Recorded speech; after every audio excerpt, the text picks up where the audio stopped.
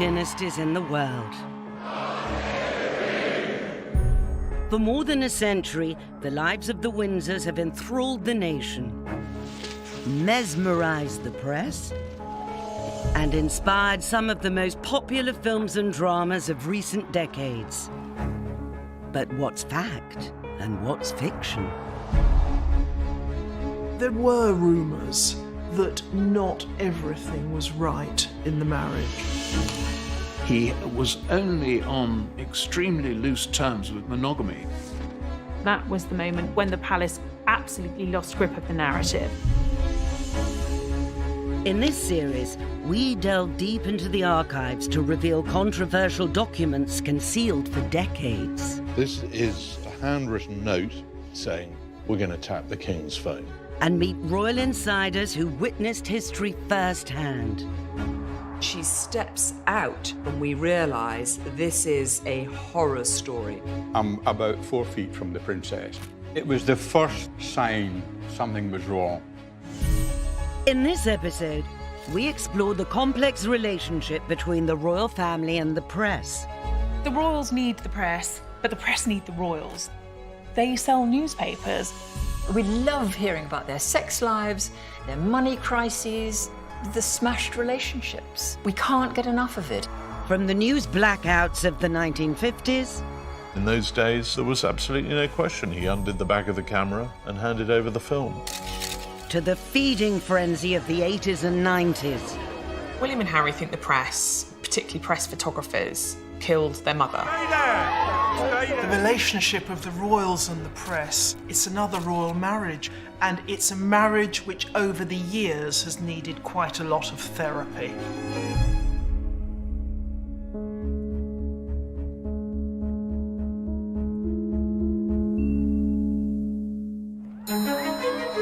In October 2016, news broke that Prince Harry had a new love interest. I'm such a big fan. American actress Meghan Markle. You guys, thank you so much. When it was revealed that she was actually dating Prince Harry, she became the most Googled woman on the planet. As naive as it sounds now, I did not have any understanding of just what it would be like. I tried to warn you as much as possible. Meghan became an immediate target for the world's media, who approached friends and family hunting for any information on her past. Meghan had been very upset by some of the coverage. She then came to London in a friend's private jet and came to Kensington Palace and was kind of in tears about some of the really mean comments. I was told that Meghan felt from an early stage that the press, the British press, she felt was out to get her. Harry's told me that he has read stuff in newspapers and he has found it really, really difficult to try and ignore it. But when your girlfriend's in tears crying, what are you going to do? You know, the knight in shining armour rises to her rescue and says, right, enough is enough. Harry's response was an unprecedented official statement condemning media treatment of Meghan. It said a line had been crossed and that Meghan had experienced a wave of abuse and harassment with outright sexism and racism from social media trolls. Very strong language from Harry. You could hear his voice. Angry, very angry. It took everyone by surprise. They didn't tell anyone else they were doing it. They just did it. I know from other very senior aides, eyebrows were really raised about it. In the past, the attitude of the palace was never complain, never explain. All of that has changed, I think, with the young royals. William and Harry grew up watching what happened to their parents' marriage, watching the part that the media played in that. They saw their mother harassed to the point of tears time and again. They grew up utterly determined that they would protect themselves and particularly their loved ones. Palisades have told me this ad infinitum, and it won't be a surprise, that William and Harry think the press, particularly press photographers, killed their mother. When Harry feels his then girlfriend's under attack, when William felt his then girlfriend's under attack, when William feels that, his kids totally off limits, you have to understand that that is where those feelings come from. How well are you coping with all the press attention? You can tell. Are you bearing up with it quite well, though? Because it must be quite a strain with all of us after. Well, it is, naturally. From the moment she burst upon the royal scene, the media was obsessed with Princess Diana. Diana was so popular, putting a photograph of Diana on the front page could double their circulation. Ken Lennox photographed the royal family for over half a century. In 1982, he took a set of pictures that generated national outrage. I mean, I regret taking these nowadays. I do. That's the kind of thing it was. I never did anything like that before or since. Charles and Diana were on a private holiday in the Caribbean, and Ken was dispatched by the Daily Star to land a royal scoop. I'm about 3/4 to a mile away. Between my knees and my shoulders in water, with a big long lens, a bit like a drain pipe with a bit of glass at either end of it.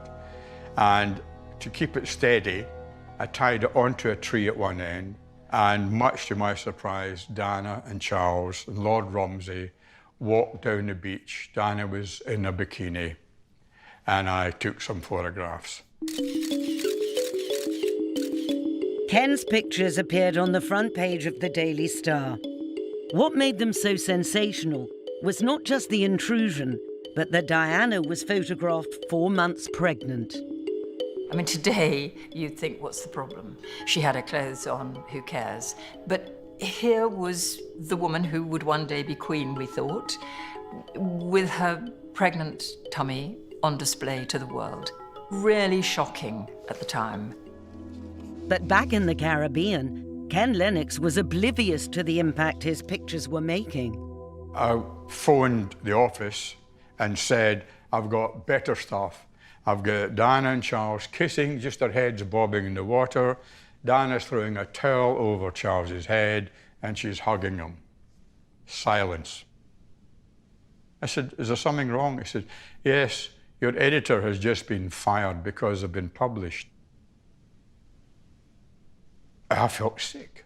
I think the palace was appalled. I mean, it's rare for the Queen to make a statement, but she called it the blackest day in the history of journalism. But wind the clock back 50 years, and the royal family had an iron grip on the British press. During the 1930s, the traditional social hierarchy, where the crown was at the apex of the social pyramid, was still largely accepted. In Britain, there wasn't really, at that time, much of a sort of either an appetite for salacious news. It was still a very deferential society. A few hours ago, I discharged my last duty as King and Emperor. Even on the brink of the abdication, the British press remained subservient to the royal family, unwilling to report on the scandalous relationship between the King and Wallis Simpson that had been brewing for months.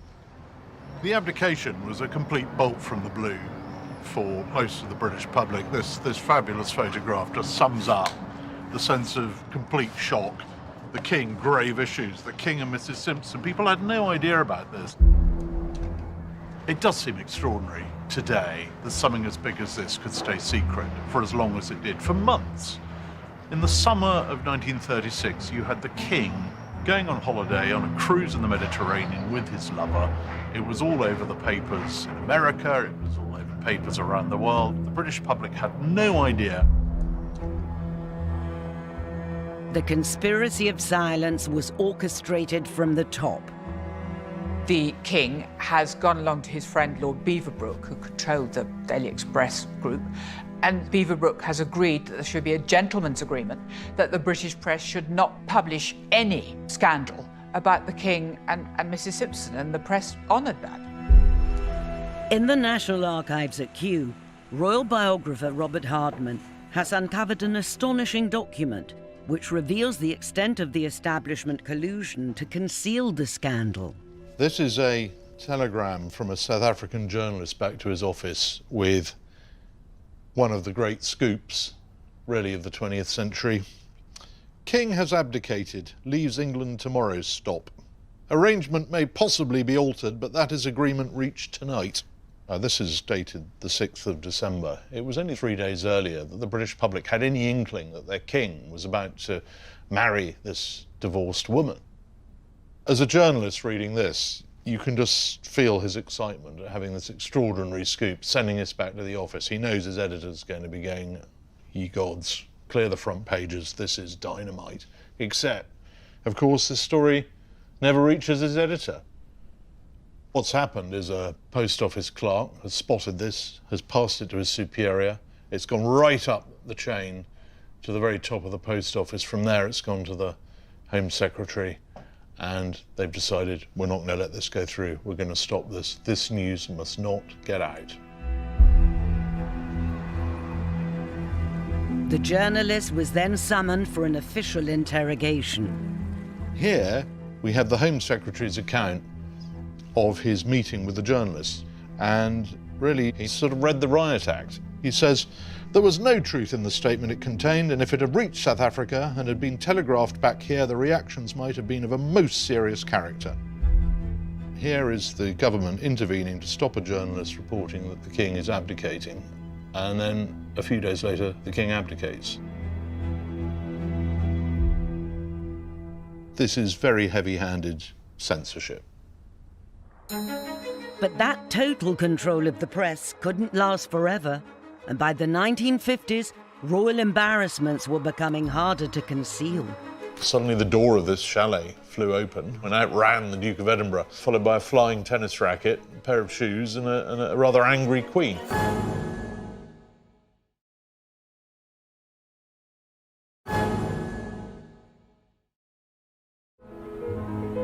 Over the past century, the royal family's relationship with the press has often been challenging.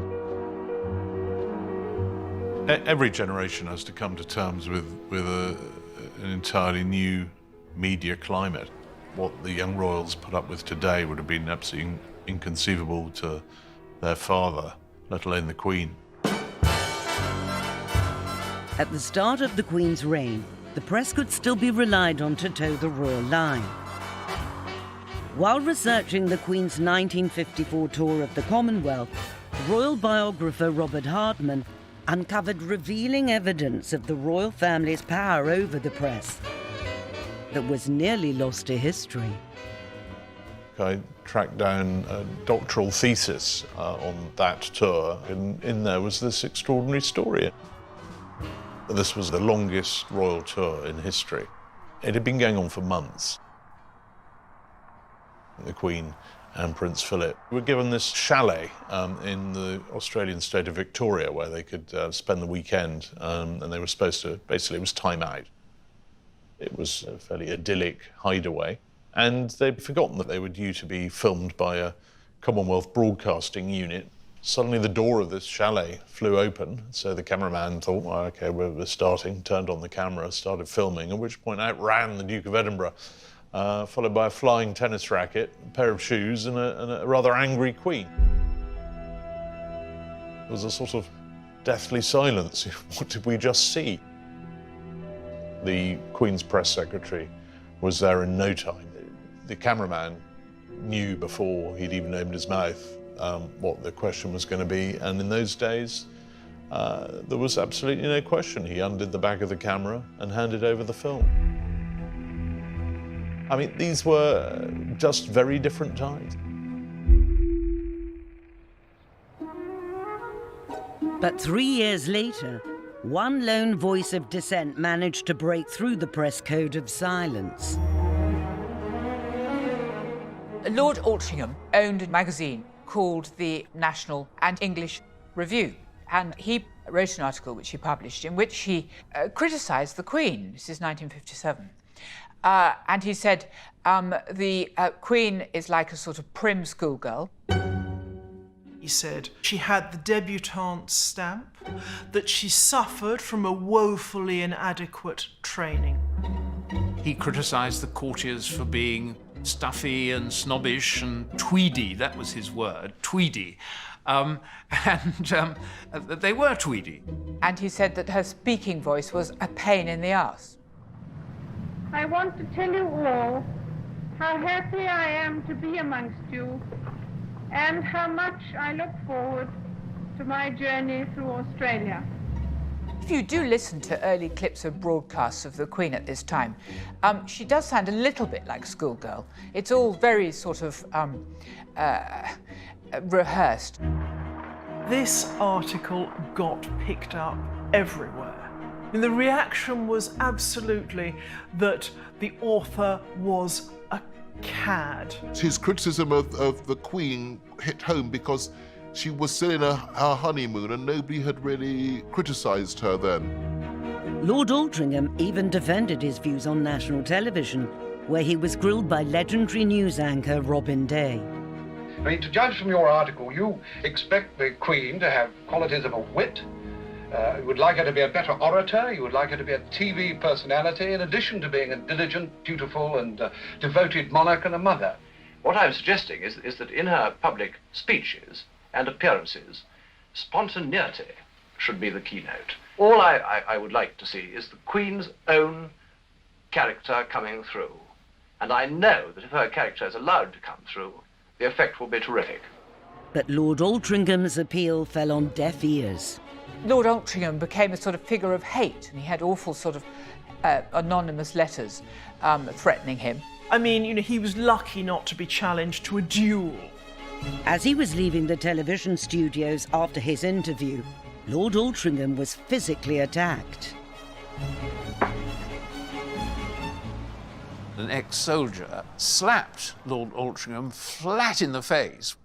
He was fined, I think, £1, something, and the judge sort of said, well, 95% of the population would agree with what you've done. And he himself said that he'd only done what Prince Philip would have done had he been able to do it. The irony is that in the long term, Lord Altrincham may actually have done the royals a bit of a service. There was an awareness that even the Queen needed to move with the times. In the wake of Lord Altrincham's criticisms, the Royal Court cut back on outmoded traditions, including cancelling the debutante's ball. But the palace's changes were glacial compared to what was happening outside in the real world. Deference and restraint were giving way to the freedom and revolution of the swinging 60s. One unpublished picture taken by veteran photographer Ken Lennox in the early 60s shows how the royal family was still out of sync with the public mood. This is a shot of the Queen arriving by the royal train in Aberdeen, and she's got the corgis, and she's stepping off the train. Now, that's the Queen pregnant. This is a very unusual picture. In those days, you didn't publish photographs of the Queen being pregnant. They were very much sort of private use and so on. I think the public would have loved to have seen the Queen pregnant, but there was a barrier, there was a protocol, and things were done in a certain way. I mean, it was almost Victorian.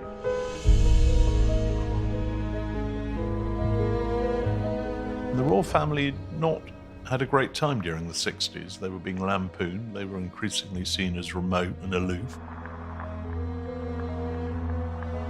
The monarchy is an oil tanker. It takes a long time to switch course, but very gradually it did switch course. In 1968, the royal household came up with an idea that would show the British public the royals were just like them. Prince Philip was rightly aware of the importance of, modernising the monarchy, stopping it from being perceived as being sort of fuddy-duddy and out of date and tweedy and all the things that Lord Altrincham had said the previous decade.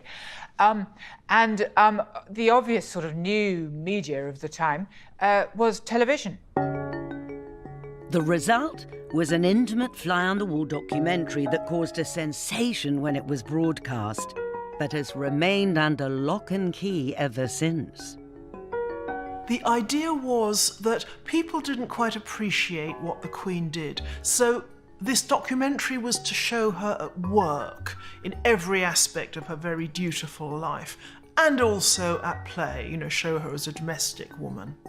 It was an incredibly bold thing to do, to be followed by television cameras for an entire year in very, very private moments. It was amazing to see them, like having barbecues, practicing the cello, had an audience of about 25 million, and it made a very, very powerful impression. But almost as soon as the documentary was broadcast, the royal family had second thoughts. The Queen, who has copyright over it, put the shutters down. And it will not be shown again unless the royals agree, and they never have agreed. The royal ban remains so complete, the only footage still widely available is a few grainy black and white clips. You wish we haven't let the puppies out in the snow? Yes, try. Yeah, try. No, you must. Yeah, you must. Mommy, my puppy. Well, we'll see if she's allowed out in the snow. On the one hand, the access these cameras were given is still extraordinary. On the other, you've got Prince Philip standing there at the barbecue up in Balmoral, the Queen doing the dishes. It's almost too ordinary. The problem was that letting daylight in upon magic was a dangerous business. The received wisdom was that this film had ultimately, despite its success, been a mistake from the royals' point of view, that it had somehow vulgarized them, cheapened them, and worse still, it had opened the door to other intrusions into their private life, which might not be so flattering and so carefully choreographed. And within a few years, one senior royal would become the object of just such unwelcome press scrutiny. Princess Margaret, she's always in the newspapers, she's always going to outrageous parties. She had no sense of self-preservation, let alone decorum. She was off her pedestal.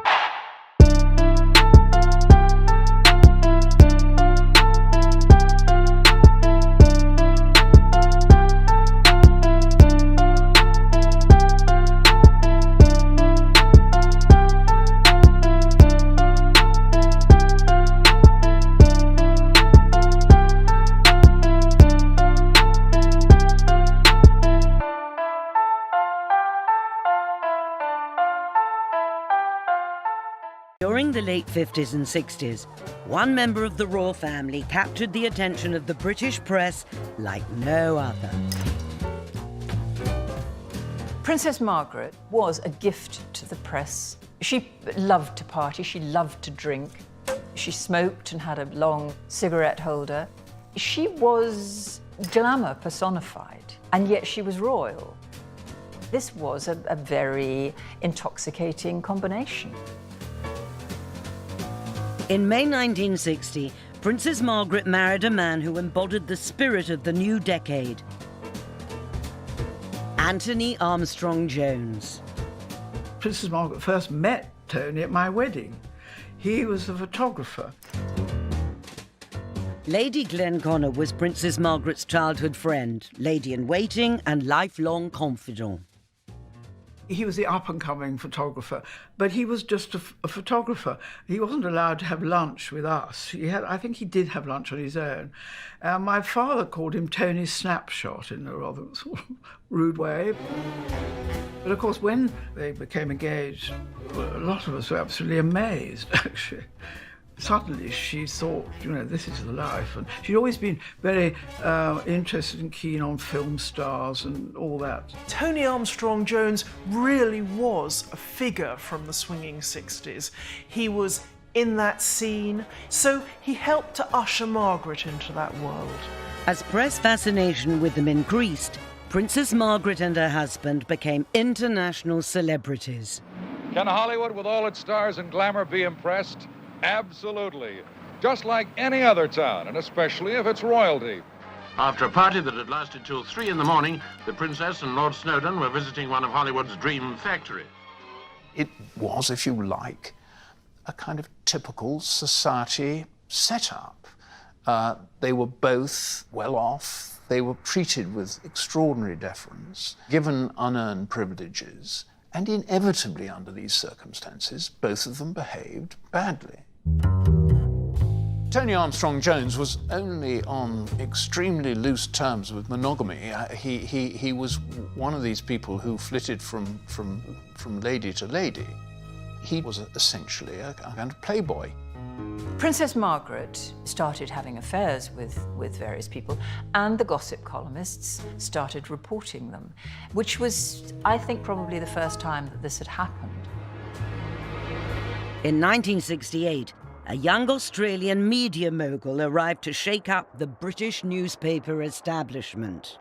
Rupert Murdoch's taking over the Sun and the news of the world would prove hugely important for the relationship between press and palace, because Rupert Murdoch was no admirer of the royals. He understood that in the new media world you could make money by intruding into people's lives. And the royal family were kind of easy pickings. I'm sure the Murdoch press could be very deferential when it suited, but they then turned when the story turned. The marriage, which had been seen as a happy royal romance, pretty soon deteriorated into a vast, long, drunken squabble.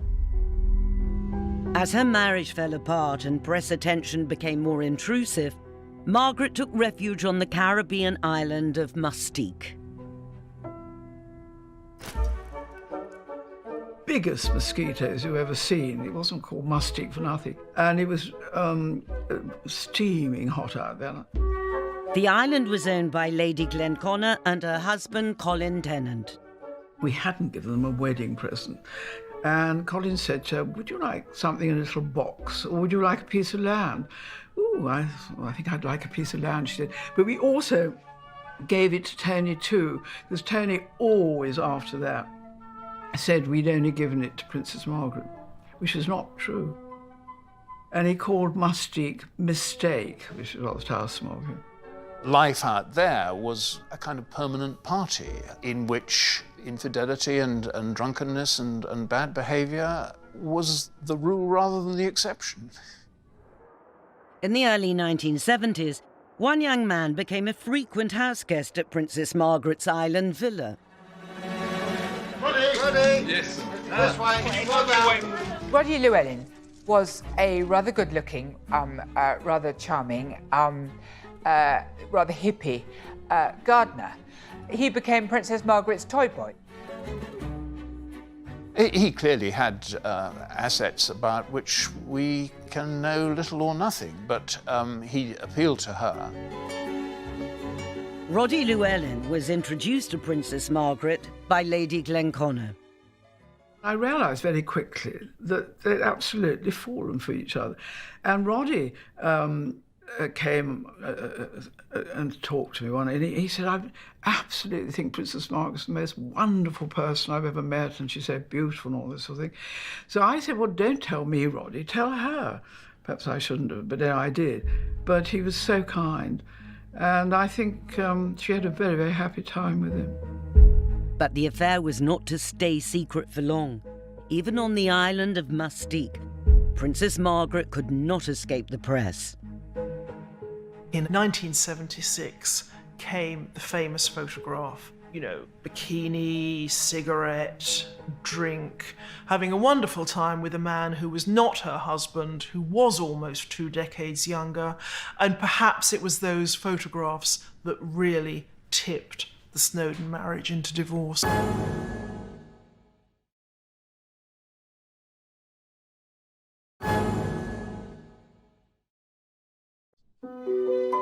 The monarchy was supposed to be the head of our morality. It was supposed to be the presentation of ourselves behaving well.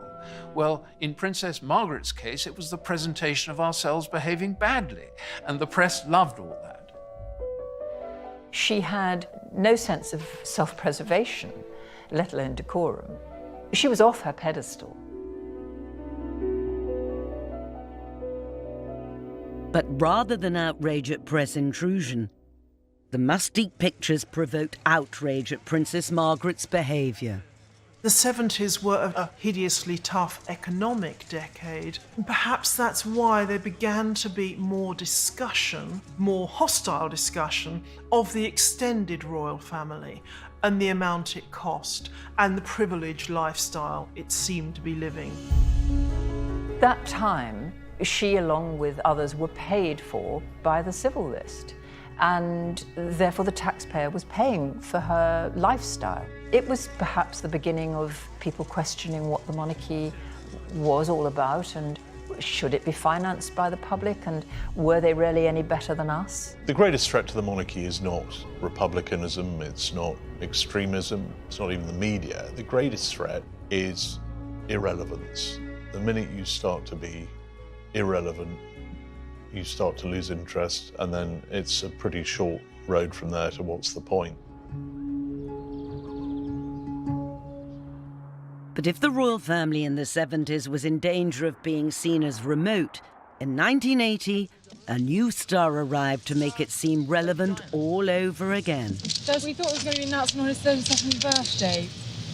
Have you any comment to make about that? Maybe done.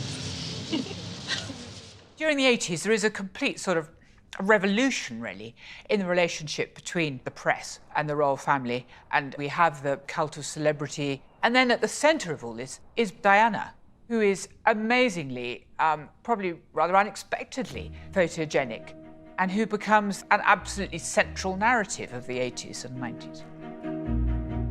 To make a mess of a photograph of Diana, you've really got to be bad. Ken Lennox started photographing Diana from the moment she was first linked with Prince Charles. Most of the photographers were at least a little bit in love with her, because here was this woman in front of you who looked gorgeous, photographed beautifully, and you got your stuff in the paper, and you get praise from back at the office, and all you had done was photograph one of the most beautiful women in the world.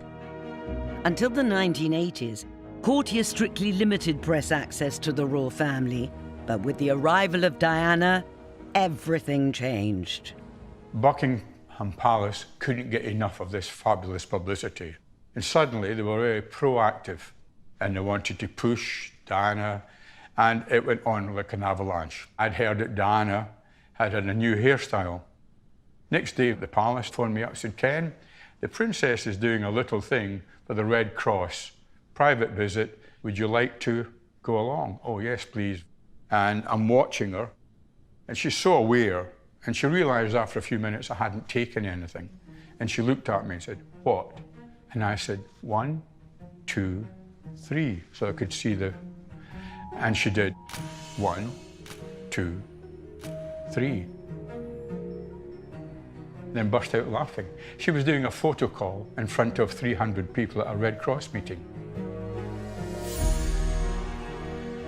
And when the royal fairy tale started to go sour, Diana's mastery of the media became her secret weapon. Diana was extremely canny. She was no fool, nobody's fool at all. She had the media wrapped around her little finger. The shot in front of the Taj Mahal is an absolute classic. There she is in front of this beautiful building, all on her own. Poor, sad Diana. In 1992, Charles and Diana were on an official tour of India when this single image was seized on by the world's media as evidence of their collapsing marriage. Now, Charles had been to the Taj Mahal 12 years beforehand and said, one day I would like to bring my wife here. Well, here they were in 1992 in India, and she was at the Taj Mahal and he was in Bangalore. We were looking at herbal remedies, Prince Charles and I, that day, at the request of the president. And so there was a job to be done. Baroness Linda Chalker was Minister for Overseas Development and accompanied Charles and Diana throughout the tour. If you move around a country, as we did, there are just so many people who want to see you both. You know, you're going to have to split up and go around separately. Now, in fact, it would be perfectly normal for Charles and Diana to have separate engagements on that day, but she was photographed there, alone, looking wistful, and the picture just said it all. Charles didn't have a chance to fight her at her own game because, you know, he was a man who was in his 40s, losing his hair. He didn't have the star appeal or the glamour that Diana did. The public saw her as this hugely sympathetic, empathetic, lovely creature who'd been spurned by this curious man. I was back at base in St. James's Palace and Kensington Palace, and I was getting daily phone calls from the princess. Well, I mean, she was unhappy, everybody was unhappy. The lady in waiting was in tears. I mean, it turned into an exercise in damage control.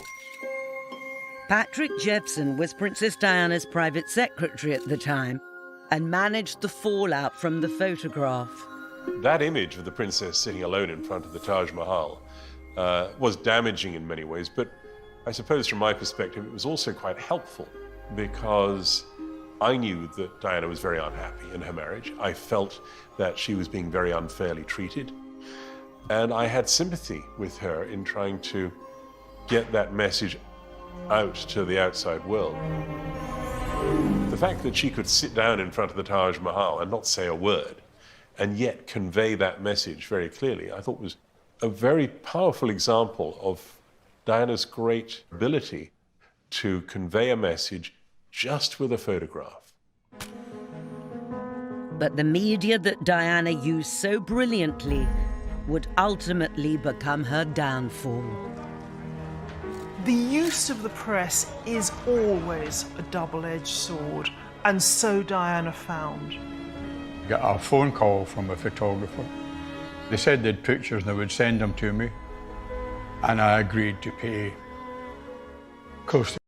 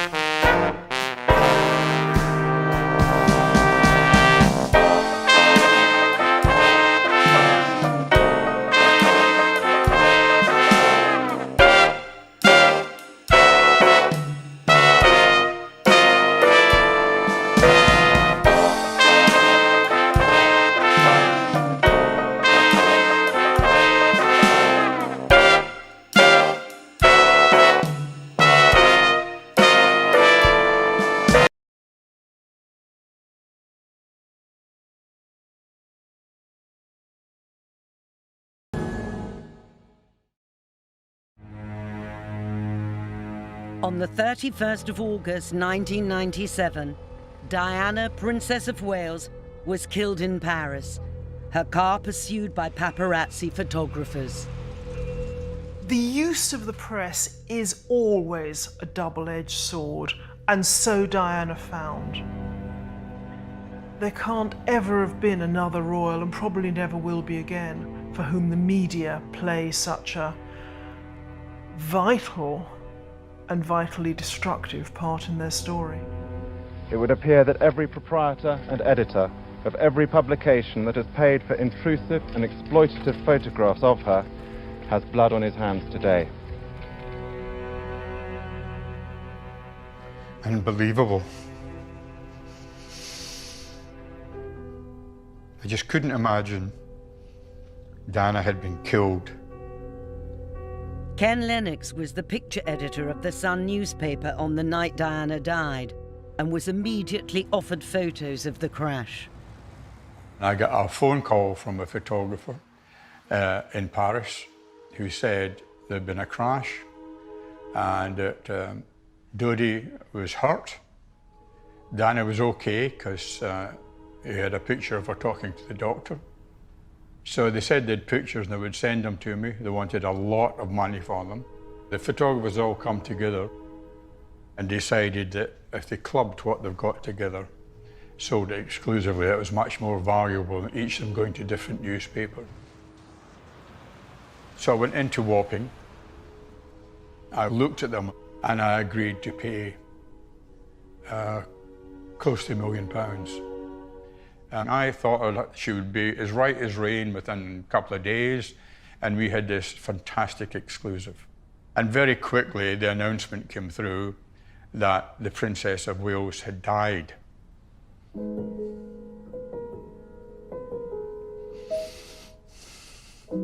I can't believe, after 20 years, it still affects me. Suddenly, one of the biggest photographic scoops of the decade had become a toxic liability. First thing the editor said to me when he came into the office, he came in about 7:15 in the morning, and he said, "Where are the photographs now?" I said, "I've removed them." And he said, "For God's sake, don't let anyone get near these. It's your responsibility." This is it. In the hours following the crash, paparazzi who'd been chasing Diana were arrested. I blame the Sun newspaper and the ilk. And across the world, there was an angry backlash against the media and photographers. You press that killed her. You're the scum. Yes.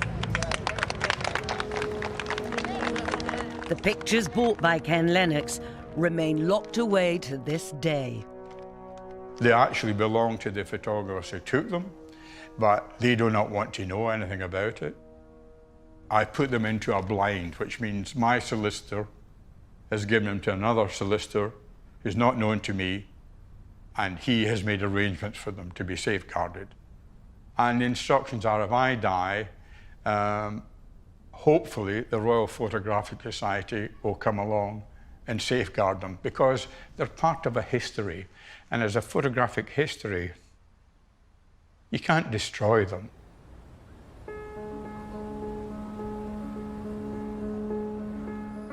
After Diana's death, the Press Complaints Commission drew up a code of conduct, and it reined in the worst excesses of the media. British newspaper editors agreed not to publish invasive photographs from paparazzi. During school and university, the young princes were left in relative peace. But sometimes their own behavior meant the palace once again lost control of the narrative.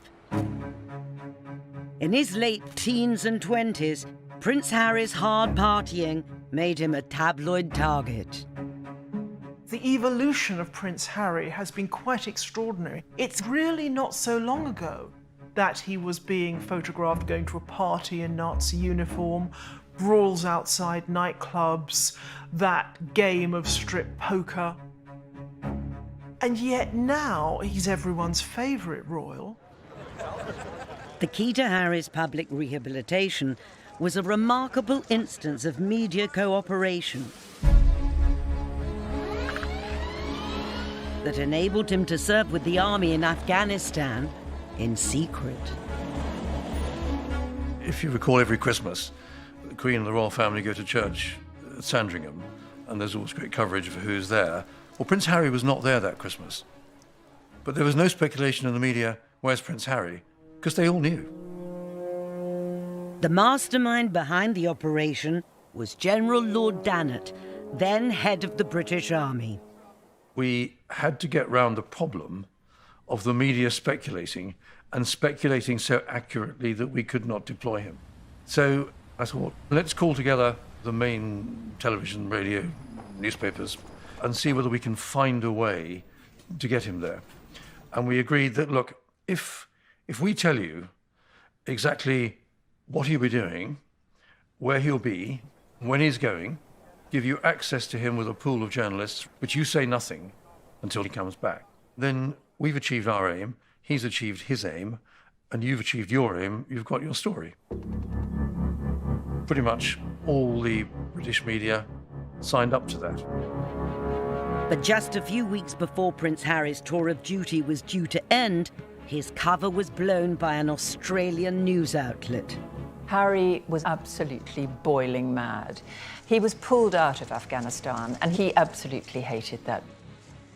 I do recall on one occasion he sat in a deep armchair in my house and given him a gin and tonic, and he sort of his shoulders slightly slumped and said, "Well, the trouble is I'm just not like other young men." You know, he knew that he was special and he couldn't be treated in the same way. The press would prove equally challenging for Harry's brother. For the 4 years William was a student at St Andrews University, he was left in peace. But as soon as he graduated, the media spotlight was back on him. And on his girlfriend, Kate Middleton. Kate's life was never the same. Her family, her friends, her teachers, anyone who had had anything to do with Kate Middleton suddenly found themselves being called upon, having their doors knocked by reporters and journalists. It was never going to be an easy relationship. Serene and poised in Malaysia today, but behind the veil, we're told there's fury. Stay there! Stay there! A year after they were married, in the middle of a high-profile overseas tour, Kate and William were rocked by the publication of topless pictures taken while they were on a private holiday. That was paparazzi, a kilometre away, long lens. Pictures never saw the light of day in the UK, but they certainly saw the light of day in the French press. William was apoplectic. Kate was absolutely devastated. She dealt with it, I think, far better, actually. She put on her best face, she got on with her engagements, but William was absolutely seething. I think it's not at all surprising that he should have taken such prompt and strong action. He went straight to law and sued the magazine for invasion of privacy. William's legal action was successful, and the royal couple was awarded £92,000 in damages. But any sense of success will be tinged with the knowledge that millions of people have seen intensely personal images of them. It's not that he wanted the money, because the money went to charity, but he's making the point, don't mess with us because we'll mess with you.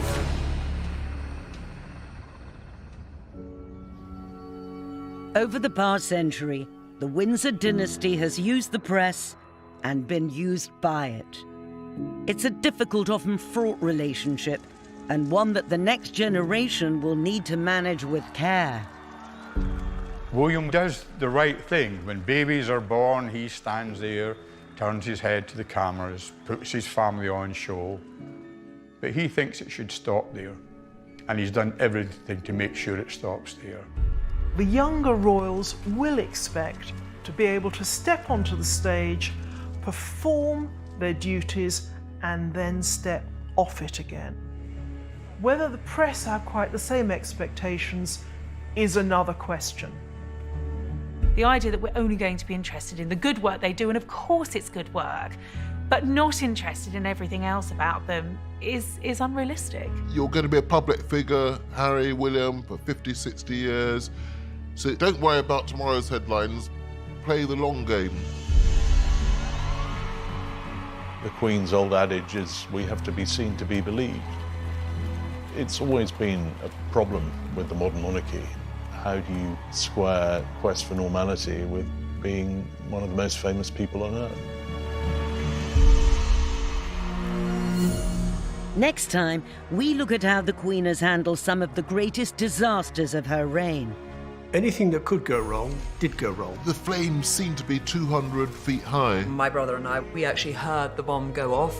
And find out what it takes to be the Queen when your family and the nation are tested to the limit. Being queen, being monarch, is a very lonely job.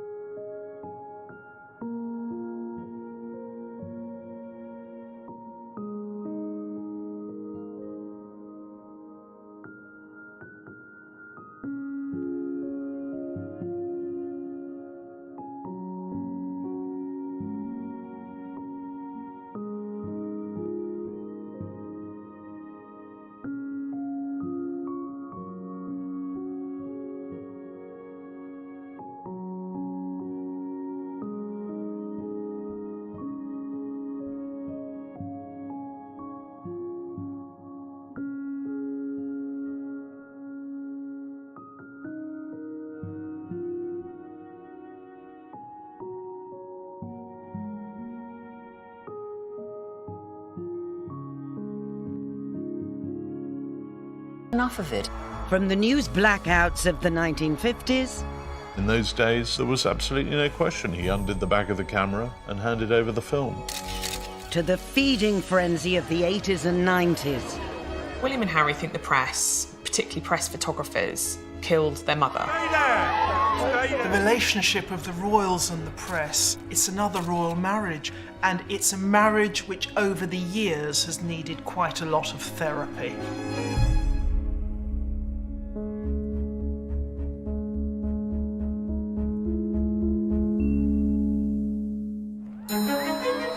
In October 2016, news broke that Prince Harry had a new love interest. I'm such a big fan. American actress Meghan Markle. You guys, thank you so much. When it was revealed that she was actually dating Prince Harry, she became the most Googled woman on the planet. As naive as it sounds now, I did not have any understanding of just what it would be like. I tried to warn you as much as possible.